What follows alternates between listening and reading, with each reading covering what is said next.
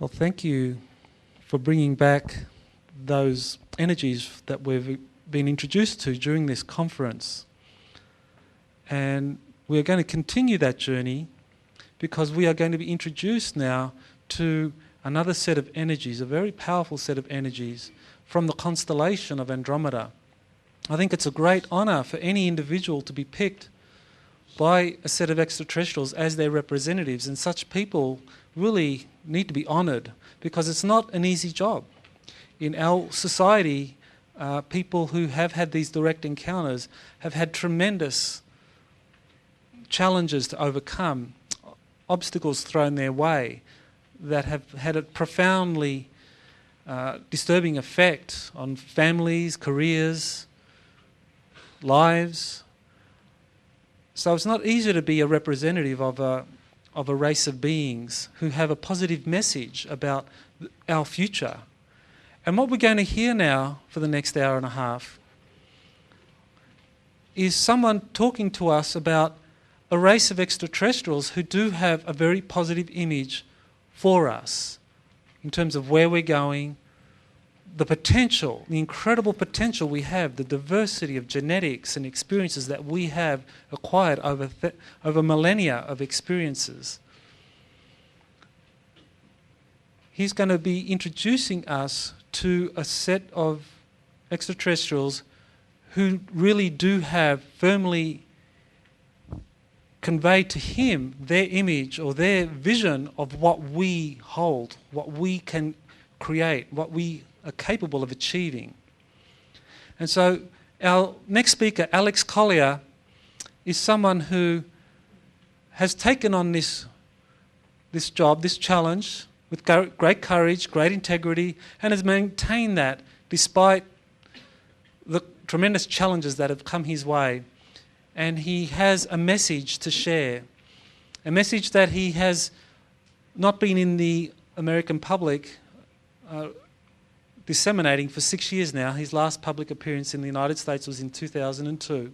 So it's been 6 years that he took time off so that he could just give himself a time out because, as I said, the type of attacks, challenges that contactees face are incredible, very disturbing in all aspects. And so Alex has now come back to give us again his message, his experiences with the Andromedans, and he has something that I think is as relevant today as it was back in 1990, almost 20 years ago when he first began to speak.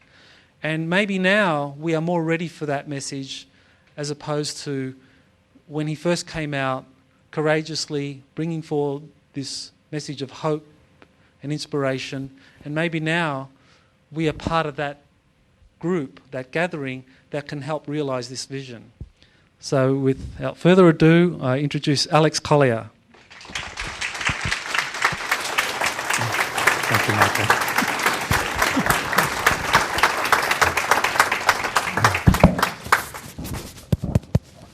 Hello? Hello? There we go.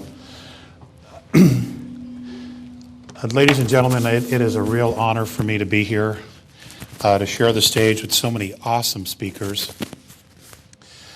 Yes, I took a hiatus, and a well-deserved hiatus. I started talking about this in the early 1990s, and very few people were ready to hear about it. And I was very passionate about it, and I kept bucking the system, only to get pushed back and pushed back. And there comes a point where you know that you just have to let go. You know it in relationships, you know it in a career. Sometimes you even know it with yourself or with members of your family. You just have to just stop pushing, you just let go. And that's what I had to do. And in that process of letting go, I evolved a lot. And that needed to happen. I needed to grow. It doesn't seem like it, but for 40 years,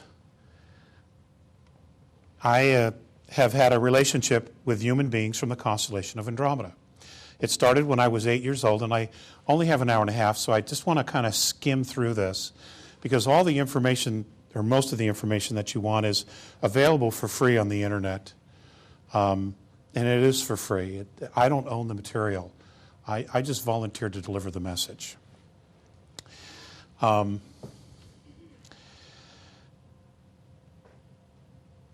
an incredible race.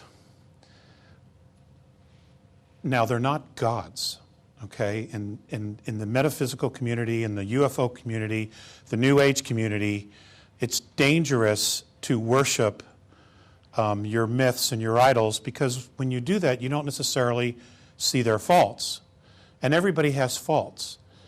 They are a fifth dimensional race. They are technologically 10,000 years more advanced than us, and spiritually probably closer to 50,000.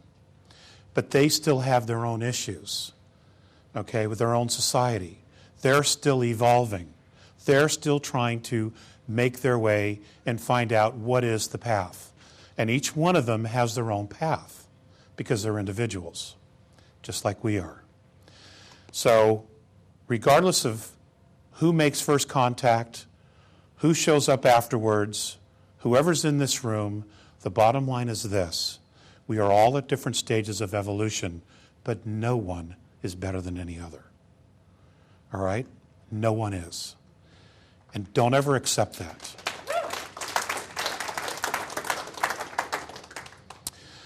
The Andromedans first came here because something happens in the future.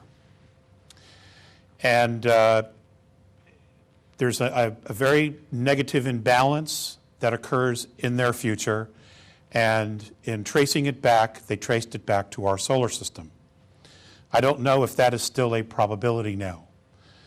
We are getting all kinds of help and intervention from many different races. And the reason for that is fascinating, to be perfectly honest with you. And it's probably going to take a little while for it to sit with you, but it's important that I do the best that I can to share this. It is the Andromedan perspective that all of us on this planet are genetic royalty.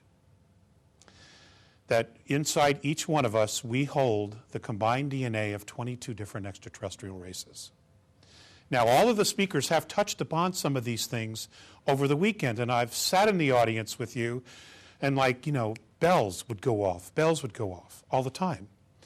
Dr. Cremo made reference to, here's physicality, but something brings it to life. Something creates the DNA. Okay, that's obviously spirit. It's soul.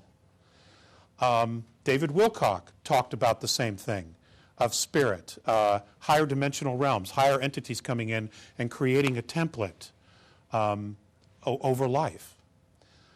All of these things are a possibility because God is so incredibly creative.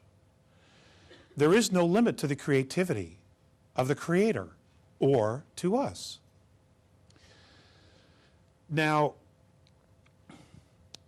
the Andromedan perspective, and I'm just going to get right into this and then I'll share some stories because I want you to sit with this.